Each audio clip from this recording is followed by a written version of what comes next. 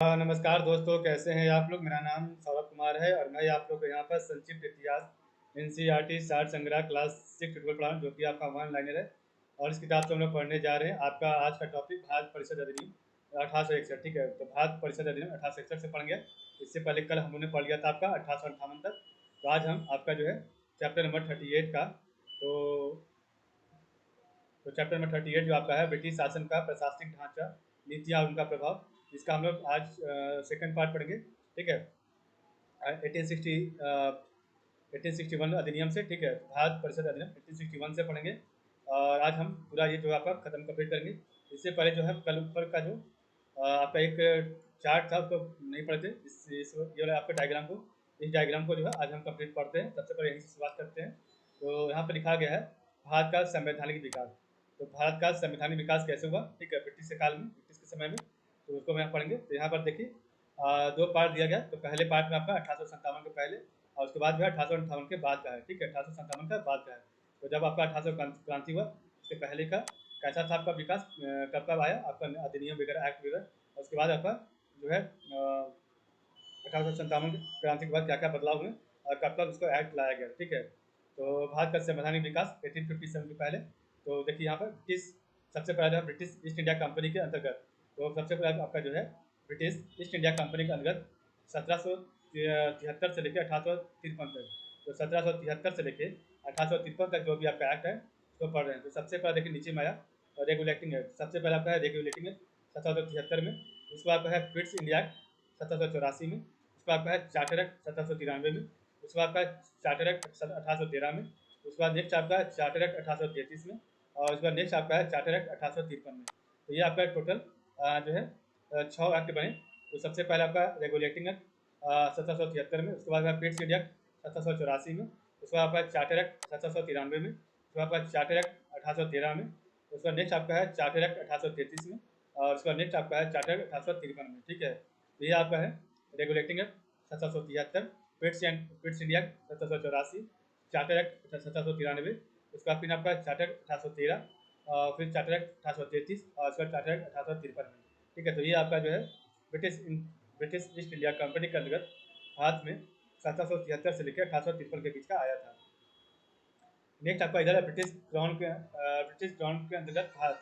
तो British crown के अंतर्गत जो है भारत में जो भी आपका अधिनियम या फिर जो भी आपका जो है एक्ट आया 1858 से लेकर 1947 तक, उसके बारे में इधर दिया गया है। तो ब्रिटिश क्राउन के अंतर्गत भारत 1858 से लेकर 1947 तक। तो सबसे पहला आपका गवर्नमेंट ऑफ इंडिया एक्ट। तो सबसे पहला आपका गवर्नमेंट ऑफ इंडिया 1858, उसका आपका इंडियन काउंसिल एक्ट 1861, उसका आपका इंडियन काउंसिल एक्ट 1892, नेक्स्ट फिर उसके बाद इंडियन काउंसिल एक्ट 1909, इसे बोलते हैं मॉर्ले मिंटो सुधार। ठीक है, तो इंडियन काउंसिल एक्ट 1909 को बोलते हैं मॉर्ले मिंटो सुधार। उसका गवर्नमेंट ऑफ इंडिया का जो 1919 में, इसे बोलते हैं मॉन्टेग्यू चेम्सफोर्ड सुधार। ठीक है, उसका नेक्स्ट आपका गवर्नमेंट ऑफ इंडिया 1935, जो आपका अगस्त प्रस्ताव आया 1940 में, क्रिस्प प्रस्ताव 1942 में, कैबिनेट मिशन 1946 में, और नेक्स्ट आपका है माउंट बेटन योजना 1947 में। तो ये आपका है टोटल 4। तो अगस्त प्रस्ताव, क्रिस्प प्रस्ताव, कैबिनेट मिशन और माउंट बेटन योजना। तो अगस्त प्रस्ताव 1940 में, क्रिस्प प्रस्ताव 1942 में, कैबिनेट मिशन 1946 में, और माउंट बेटन योजना 1947 में। तो ये आपका टोटल 4 है। तो हमने पढ़ा आपका गवर्नमेंट ऑफ इंडिया 1858। तो government of India 1858, Indian council act 1861, Indian council act 1892, Indian council act 1909, जिसे बोलते हैं मॉर्ले मिंटो सुधार। इसका नेक्स्ट है government of India 1919, Montagu Chelmsford सुधार। नेक्स्ट आपका गवर्नमेंट ऑफ इंडिया 1935, अगस्त प्रस्ताव 1940, क्रिस्प प्रस्ताव 1942, कैबिनेट मिशन 1946, और माउंट बेटन योजना 1947। ठीक है, ये आपका टोटल था। तो एक मिनट।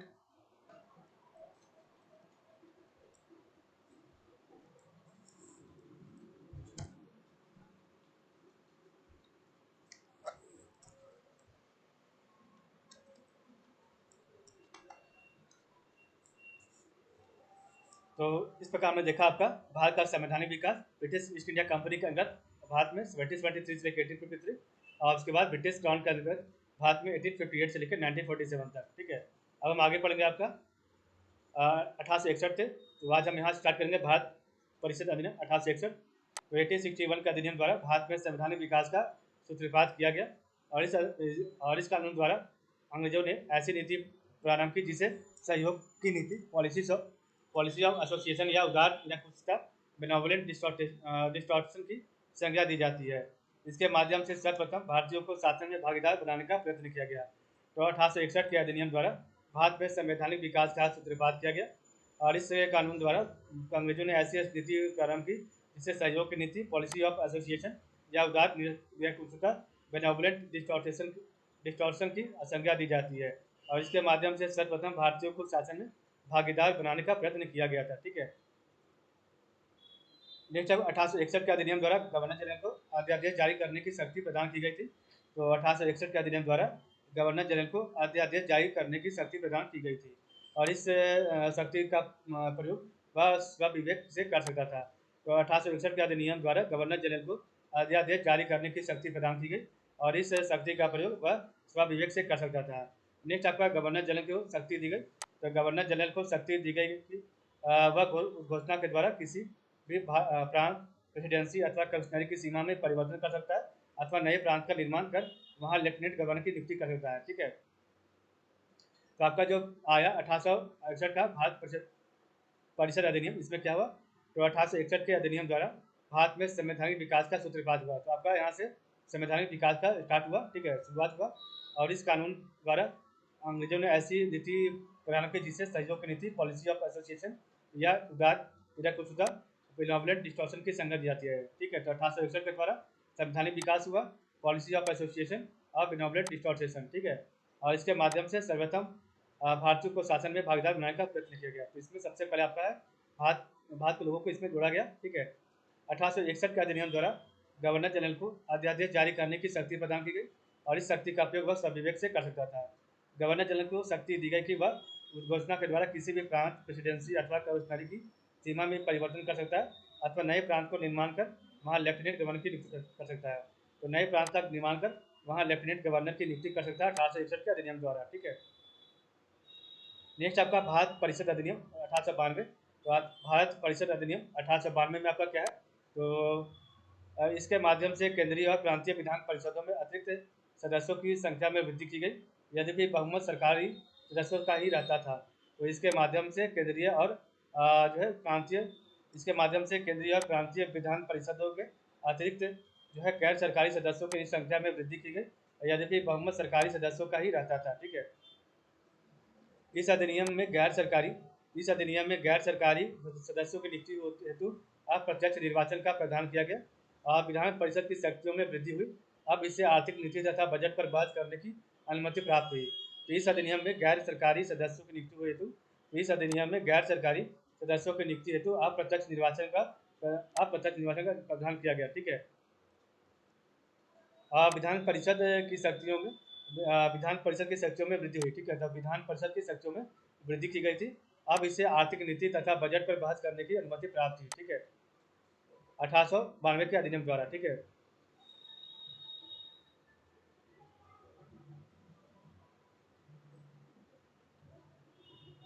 परिषद के सदस्यों को जनहित से संबंधित मुद्दों पर भी प्रश्न पूछने का अधिकार था। तो परिषद के सदस्यों को जनहित से संबंधित मुद्दों पर भी प्रश्न पूछने का अधिकार था 1892 के अधिनियम के द्वारा। ठीक है। नेक्स्ट आपका आता है भारत परिषद अधिनियम 1909। तो भारत परिषद अधिनियम 1909 में क्या हुआ? इस अधिनियम को मॉर्ले मिंटो सुधार, तो मार्ले मिंटो रिफॉर्म के नाम से जाना जाता है। इस अधिनियम को मार्ले मिंटो रिफॉर्म के नाम से जाना जाता है। उस समय लॉर्ड मार्ले आप इंग्लैंड में भारत के राज सचिव उस समय आपके लॉर्ड मॉर्ले इंग्लैंड में भारत के राज सचिव तथा लॉर्ड मिंटो भारत के वायसराय थे। इसने केंद्रीय और प्रांतीय विधान परिषदों के आकार में काफ़ी वृद्धि की और केंद्रीय परिषद में इनकी संख्या 16 से 60 हो गई। ठीक है। तो केंद्रीय परिषद में इनकी संख्या जो है 16 से 60 हो गई और प्रांतीय विधान परिषद में इनकी संख्या जो है एक समान नहीं थी। तो प्रांतीय विधान परिषदों में इनकी संख्या जो है एक समान नहीं थी। समझ गए? और केंद्रीय परिषद में 16 से 60 हो गई और प्रांतीय विधान परिषद में इनकी संख्या एक समान नहीं थी, अलग अलग थी। ठीक है।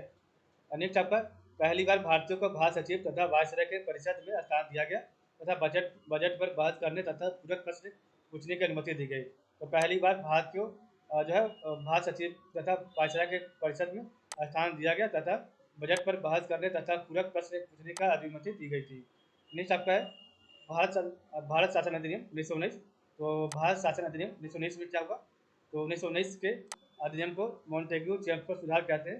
तो 1919 के अधिनियम को मॉन्टेग्यू चेम्सफोर्ड सुधार कहते हैं, क्योंकि इस अधिनियम के जन्मदाता भारत सचिव मॉन्टेग्यू और भारत के गवर्नर जनरल चेम्सफोर्ड थे। यह अधिनियम ब्रिटिश सरकार द्वारा सुधारों का एक और तथाकथित प्रयास था। 20 अगस्त 1917 को भारत सचिव लॉर्ड मॉन्टेग्यू ने एक घोषणा की जिसमें भविष्य के सुधारों की ओर संकेत दिया था। तो यह अधिनियम ब्रिटिश सरकार द्वारा सुधारों का एक और तथाकथित प्रयास था। 20 अगस्त 1917 को भारत सचिव लॉर्ड मॉन्टेग्यू ने एक घोषणा की जिसमें भविष्य के सुधारों की ओर संकेत दिया था। तत्कालीन समय में सुधारों की मांग, तो तत्कालीन समय में सुधारों की मांग, होम रूल आंदोलन, प्रथम विश्व युद्ध में आदि कारणों से यह अधिनियम पारित किया गया था। ठीक है, तो आपका जो है तत्कालीन समय में सुधारों की मांग, होम रूल आंदोलन, प्रथम विश्व युद्ध के आदि कारणों से यह अधिनियम पारित किया गया था। इस अधिनियम के आधार पर प्रांतों में आंशिक रूप से उत्तरदायी सरकार की स्थापना की गई। तो इस अधिनियम के आधार पर प्रांतों में आंशिक रूप से उत्तरदायी सरकार की स्थापना की गई। इस अधिनियम से प्रांतों में द्वैध शासन प्रणाली स्थापित हो गई। इस अधिनियम से प्रांतों में द्वैध शासन प्रणाली स्थापित हो गई। इस अधिनियम के द्वारा केंद्र में द्विसदनात्मक विधायिका स्थापित की गई, अर्थात केंद्रीय विधान परिषद का स्थान राज्य परिषद उच्च सदन एवं विधानसभा निम्न सदन वाले द्विसदनात्मक विधानमंडल ने ले लिया। तो इस अधिनियम के द्वारा केंद्र में द्विसदनात्मक विधायिका स्थापित की गई, और अर्थात केंद्रीय विधान परिषद का स्थान राज्य परिषद उच्च सदन एवं विधान परिसभा व निम्न सदन वाले द्विसदनात्मक विधानमंडल ने ले लिया। चुनाव के लिए मताधिकार उच्च समाप्ति धारकों को दिया गया। तो चुनाव के लिए मताधिकार उच्च समाप्ति उस संपत्ति धारकों को दिया गया। चुनाव के लिए मताधिकार उच्च संपत्ति धारकों को दिया गया था। नेक्स्ट आपका भारत शासन अधिनियम 1935। तो भारत शासन अधिनियम 1935 में क्या हुआ, तो अखिल भारतीय संघ की स्थापना की गई। तो अखिल भारतीय संघ की स्थापना की गई। 4 राज्यों में जो है द्विसदनीय विधायिका का प्रावधान किया गया। तो 4 राज्यों में द्विसदनीय विधायिका का प्रावधान किया गया। संघीय न्यायालय का प्रावधान किया गया। तो संघीय न्यायालय का प्रावधान किया गया। इंग्लैंड में भारत परिषद का समाप्ति की गई। तो इंग्लैंड में भारत परिषद की समाप्ति हुई और रिजर्व बैंक की स्थापना हुई और लोक सेवा आयोग की स्थापना हुई। भारत से बर्मा को अलग किया गया। भारत से बर्मा को अलग किया गया। सांप्रदायिक प्रतिनिधित्व का विस्तार किया गया। केंद्र में द्वैध शासन प्रणाली का जो है प्रारंभ हुआ। तो केंद्र में द्वैध शासन प्रणाली का प्रारंभ हुआ और प्रांतों में स्वायत्त एवं द्वैध शासन प्रणाली की समाप्ति की गई। तो प्रांतों में स्वायत्त एवं द्वैध शासन प्रणाली की समाप्ति की गई। ठीक है, तो आपका जो है भारत शासन अधिनियम 1935 में क्या हुआ, तो अखिल भारतीय संघ की स्थापना हुई। 4 राज्यों में द्विसदनीय विधायिका का प्रावधान किया गया। संघीय न्यायालय का प्रावधान किया गया। इंग्लैंड में भारत परिषद की समाप्ति की गई। रिजर्व बैंक की स्थापना हुई। लोक सेवा आयोग की स्थापना हुई। भारत से बर्मा को अलग किया गया और सांप्रदायिक प्रतिनिधित्व का विस्तार किया गया। केंद्र में द्वैध शासन प्रणाली का प्रारंभ किया गया और प्रांतों में स्वायत्त एवं द्वैध शासन प्रणाली का समाप्ति किया गया। ठीक है, इस प्रकार हमने देखा आज का वीडियो। कल हम पढ़ेंगे न्याय व्यवस्था से आगे। ठीक है, तो आज का आपका वीडियो वहीं पर समाप्त रहेगा। ठीक है, तो चलिए आज के लिए बस इतना ही। आप लोग का बहुत बहुत धन्यवाद।